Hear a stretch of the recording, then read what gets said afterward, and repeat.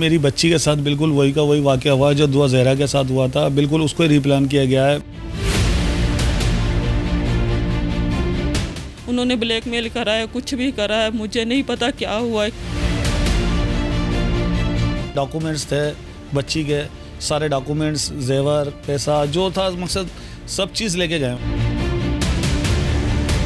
जो निकाह पढ़वाने वाला और उस निकाह में जो शाहिद हैं वो भी उतने ही गुनाहगार हैं जितना जिस लड़के ने बच्ची को झूठे दिलासे दे के उससे शादी की है।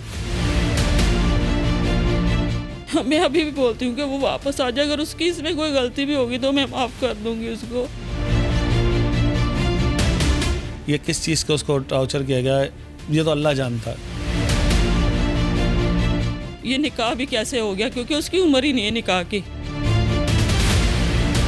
बच्ची इस उम्र में 14 साल की उम्र में शादी नहीं कर सकती। उनके झूठे दिलासों में और उनको प्रेशराइज करके रखा होगा कि अगर वापस जाओगी हम आपके वालिदैन को धमकियाँ की सूरत में उसको तंग करते होंगे।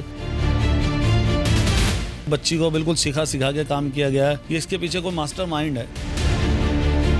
इंशाल्लाह हम उनको कानून के कटड़े में ज़रूर ले आएंगे। हैदराबाद में नाबालिग बच्चियों को वर्गलाकर जाली निकाह करने वाला गिरोह सरगर्म हो गया। नाबालिग लड़की को वर्गलाकर जाली निकाह पढ़वा दिया गया। वालिदैन के मुताबिक इनकी बेटी की उम्र 14 साल और 2 माह बताई जाती है, जिसे मंसूबा बंदी के तहत रात की तारीकी में महराज नामी लड़का अपने गिरोह के दीगर अरकान के साथ मिलकर नकदी और जेवरात समेत लेकर फरार हो गया।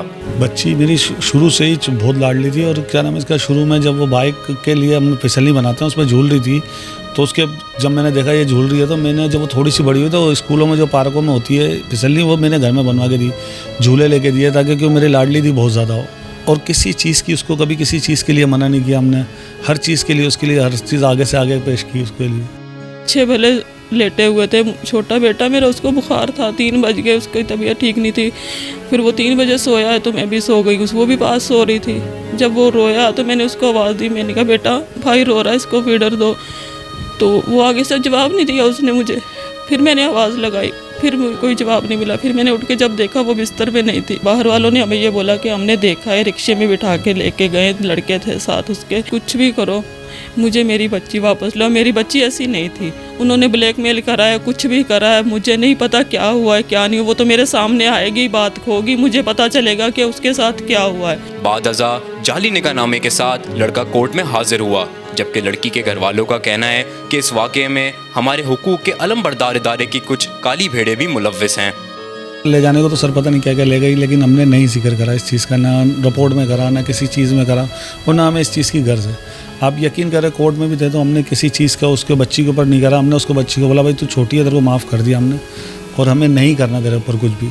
बच्ची का मेडिकल करवाएंगे, उसमें ये हमें प्रूफ मिलेगा कि जो हमारे पास बेफारम है उसे 110% ये यकीन दिया है कि बच्ची अंडर एज है और बच्ची इस उम्र में 14 साल की उम्र में शादी नहीं कर सकती। और हमें उम्मीद है ये हमारी बच्ची मुमीना भी हमारे पास वापस आएगी, क्योंकि अभी उनके बहकाव में है, उनके झूठे दिलासों में है और उनको प्रेशराइज करके रखा होगा कि अगर वापस जाओगी तो हम आपके वालिदैन को धमकियाँ की सूरत में उसको तंग करते होंगे।